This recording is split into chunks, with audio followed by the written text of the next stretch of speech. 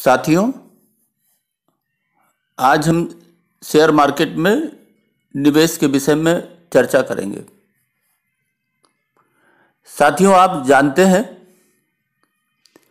कि यदि आप बैंक में फिक्स डिपॉजिट करें तो आपके पैसे डबल होने में 10 साल से ज़्यादा लगते हैं। अर्थात 10 साल से ज़्यादा यदि आप एफडीआर में अपना पैसा बनाए रखते हैं तो आपका पैसा डबल हो जाता है। साथियों, अभी भारत सरकार ने एक अधिसूचना जारी की थी जिसमें लिखा था कि यदि बैंक दिवालिया हो जाए किसी कारण से तो आपको अपनी कुल जमा पूंजी में 5 लाख रुपए मिलेंगे। कहने का मतलब यह है कि आप एक ही बैंक में अपना पैसा पूरा जमा कर देते हैं और जोखिम की संभावना रहती है, लेकिन जहां तक शेयर मार्केट की बात है वहां आपका निवेश अधिक कंपनियों के शेयर्स में विभाजित हो जाता है। अगर हम ध्यानपूर्वक और ठीक तरह से शेयर मार्केट में निवेश करें और वार्षिक रिटर्न औसत 25% का हो तो कंपाउंडिंग होकर ये 10 वर्षों में लगभग 10 गुना हो जाता है। साथियों, अगर आप भारत में क्वालिटी कंपनियों में निवेश करें और निवेशित रहें अर्थात लंबे समय तक बने रहें तो ऐसा संभव नहीं है कि आपको जबरदस्त फायदा न हो। लेकिन होता क्या है? होता यह है कि आप जब शेयर मार्केट में किसी कंपनी के शेयर्स को खरीदते हैं तो आप गलत कंपनी चुनते हैं।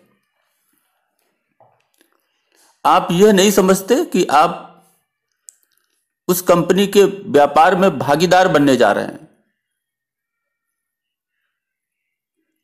आप उस कंपनी में निवेशित नहीं रहते और ट्रेडिंग करने लगते हैं।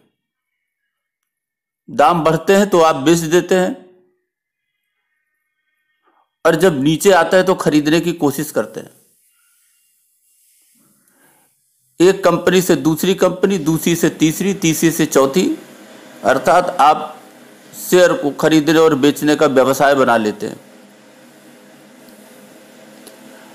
जब आप निवेशित नहीं रहते किसी एक कंपनी में तो आप कंपनी के कभी फाइनेंशियल डाटा को नहीं देखते, उसमें आपकी दिलचस्पी नहीं रहती। कभी कभी आप ऊंचे भाव पे माल खरीदते हैं, चढ़ते बाजार में, जब वो पीक पे हो। कोई शेयर जब पीक पे हो तब आप खरीदते हैं या उसके गिरने का इंतजार करते हैं और वो गिरता रहता है और आप जो है बॉटम फिशिंग यानी वो अधिकतम जहां गिरेगा वहां आप खरीदते हैं। ऐसी कोशिश करते हैं जो सफल नहीं होती, क्योंकि जब वो चढ़ने लगता है तब ऊंचे भाव का आप गिरने का इंतजार करते रहते हैं और अपना अवसर खो देते हैं। यह भी हो सकता है साथियों आपका पोर्टफोलियो डाइवर्सिफाइड ना हो। मेरा कहने का मतलब है कि 6, 7 या 8 सेक्टर जो अच्छे हों, भविष्य के लिए भी अच्छे हों, उन अलग अलग सेक्टर्स के लीडर शेयर आप नहीं चुनते, कमजोर कंपनियों के शेयर चुनते हैं। दूसरा, कुछ डेट ईटीएफ में और कुछ गोल्ड ईटीएफ में नहीं लगाते, अर्थात अपने पोर्टफोलियो को आप पूरी तरह से डाइवर्सिफाइड और सुरक्षित नहीं करते हैं। साथियों, आप किसी कंपनी के शेयर तो खरीदते हैं लेकिन उसके व्यवसाय को नहीं समझते कि वो कंपनी किस तरह का व्यवसाय करती है और आगे आने वाले 20 सालों में उसके व्यवसाय के बढ़ने के कितने चांसेस है, कितने अवसर हैं, कितना स्थायित्व है। ऐसी दशा में आप ऐसे शेयर्स पे पैसा लगाते हैं, उन्हें खरीदते हैं जिनमें रिस्क अधिक है, उनका व्यापार असंतुलित है, उनका व्यापार अनिश्चित है, और गैर जानकारी में आप ऐसे व्यापार में, शेयर में पैसा लगाकर लाभ कमाने की सोचते हैं। साथियों, शेयर्स का मतलब क्या है? व्यापार में हिस्सेदारी, लाभ में हिस्सेदारी, न कि शेयर्स को खरीदने और बेचने का व्यवसाय करना। यह खरीदने बेचने का व्यवसाय निवेश नहीं है। साथियों, आपको थोड़ी समझ होनी चाहिए, बहुत ज्यादा समझने की जरूरत नहीं है। किसी भी इंडस्ट्री, किसी भी कंपनी के शेयर एक निश्चित संख्या में होते हैं। जब कोई इन्हें बेचता है तभी दूसरा कोई खरीदता है और उस कंपनी में हिस्सेदार बन जाता है। साथियों, ये अधिकतर बड़े बड़े फंड हाउसेस के पास इनके शेयर्स होते हैं। ये शेयर्स ऐसा नहीं है कि किसी कृषि भूमि में पैदा होते हों या किसी फैक्ट्री में इनका निर्माण होता हो। ये एक निश्चित संख्या में होते हैं जिनका व्यापार चलता है। एक उस इंडस्ट्री से निकलता है बेचकर और दूसरा खरीदकर उस इंडस्ट्री में व्यापार का साझीदार हो जाता है। यह आपको समझना चाहिए। अगर आप किसी कंपनी के शेयर्स खरीद रहे हैं तो आप उसके व्यापार में हिस्सेदार हो रहे हैं, इसलिए आपको उसके व्यापार को और उसके आगे आने वाले 20 साल के ग्रोथ को समझना होगा। हर वेबसाइट में डिटेल मिल जाती है। पिछले सालों से व्यापार की कभी कभी तुलना भी करनी पड़ेगी, उसके फाइनेंशियल्स देखने पड़ेंगे। थोड़ा बहुत अप एंड डाउन तो चलता रहता है। साथियों, यदि हम लाभ की बात करें तो घंटों हो जाएंगे समझाते समझाते। अब कुछ उदाहरण लेते हैं। भारत में एक कंपनी थी जिसे सिम्फनी के नाम से जाना जाता है, जो 1994 में दिल्ली, मुंबई और अहमदाबाद के शेयर बाजार पर लिस्ट हुई। कंपनी का रिटर्न शानदार रहा। कंपनी ने 16 सालों में 2,53,000% यानी 2,530 गुना का रिटर्न दिया। आइसर मोटर का नाम आप जानते होंगे। यह शेयर 19 रुपए 40 पैसे का था 16 साल पहले, और यह 28-29 हजार रुपए तक पहुंच गया। इसी तरह बाल्कस इंडस्ट्रीज का शेयर 2001 में 1 रुपए 30 पैसे का था, जिसकी मौजूदा कीमत 1600-1700 रुपए के आसपास हो गई। JSW steel, Natco pharma, Kotak Mahindra bank, Shree cements, किसके नाम लें? ये 45,000% से लेकर 76,000% तक हो गए। अवंती फीड्स 10 साल में 288 गुना रिटर्न। बजाज फाइनेंस 10 साल में 142 गुना। PI इंडस्ट्रीज 10 साल में 81 गुना। एस्ट्रल पॉलीटेक 10 साल में 75 गुना। रिलैक्सो फुटवियर 10 साल में 73 गुना। साथियों, BSE 500 पर 211 शेयर ऐसे हैं जिनकी कीमत 16 साल में 10 गुना या 10 गुना से अधिक हुई। साथ ही 61 शेयरों ने 10,000% से अधिक और 5 शेयरों ने 50,000% से अधिक मुनाफा कमाया। जब साथियों अपने पोर्टफोलियो पर आप 10 या 11 शेयर्स रखते हैं जो भिन्न भिन्न सेक्टर्स के हैं, तो इसमें तरलता भी रहती है और सुरक्षा भी रहती है, क्योंकि लीड रोल के कंपनीज आपके पोर्टफोलियो में होंगी और आप समझें कि क्या आने वाले 20 साल में इनका व्यापार बंद हो जाएगा, बदल जाएगा या कमजोर हो जाएगा। ऐसा नहीं है तो आप बिल्कुल सुरक्षित हैं। साथियों, दूसरी तरफ अगर हम ध्यान दें तो निवेश करना आसान भी नहीं है जितना हमें लगता है। निवेश आसान क्यों नहीं है? क्योंकि आप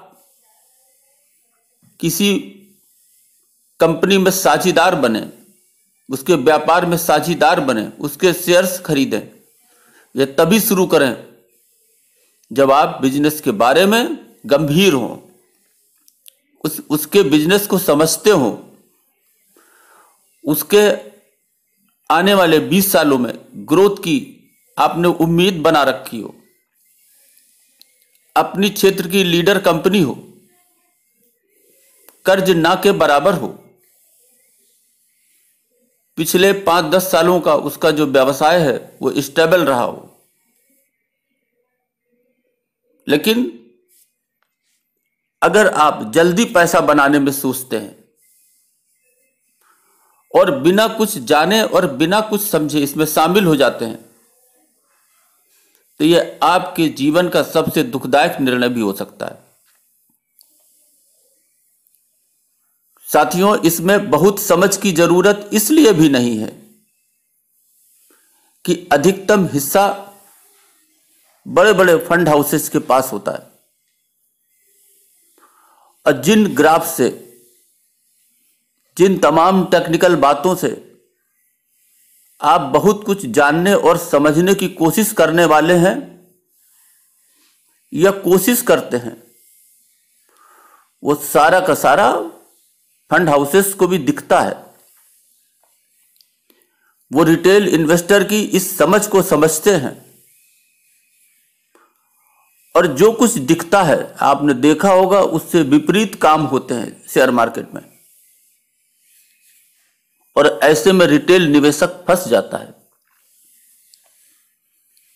इसलिए जो कुछ दिखता है वो होता नहीं और जो नहीं दिखता है वही होता है। जो आप दरों में प्रेडिक्ट करते हैं वैसा नहीं होता। जब आप सोचते हैं कि इसके दाम गिरने हैं तो वैसा नहीं होता। जब आप सोचते हैं कि इसके दाम बढ़ने हैं तब भी वैसा नहीं होता। 1, 2, 3% के क्षणिक उतार चढ़ाव चढ़ते रहते हैं, चलता रहता है। इसलिए आप बहुत कुछ समझकर आप समझें कि हम जो दिख रहा है उसके हिसाब से आप फैसले लें तो आप अनेकों बार गलत साबित होंगे, क्योंकि इन बड़े फंड हाउसेस को जो दिखता है उसी में ये गुमराह करते हैं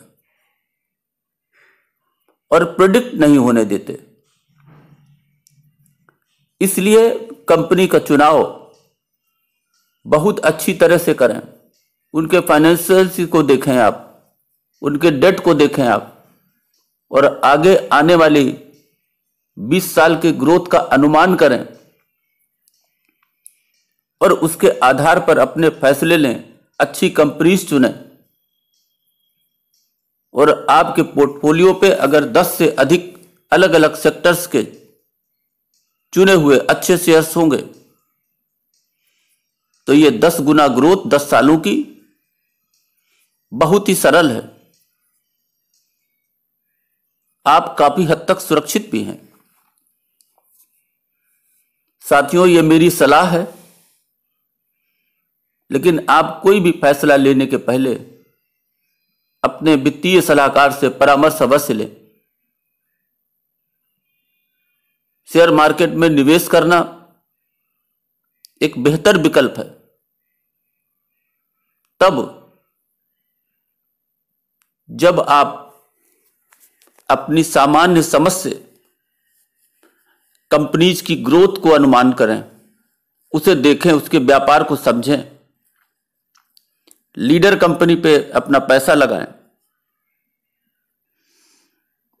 कर्ज ना के बराबर हो, कम से कम हो। आखिर आप जिस व्यापार में शेयर खरीद के हिस्सेदार बनने जा रहे हैं उसके विषय में पूरी समझ रखें और अपने ग्रोथ की रफ्तार को बढ़ाते रहें। अभी के लिए बस इतना ही। धन्यवाद।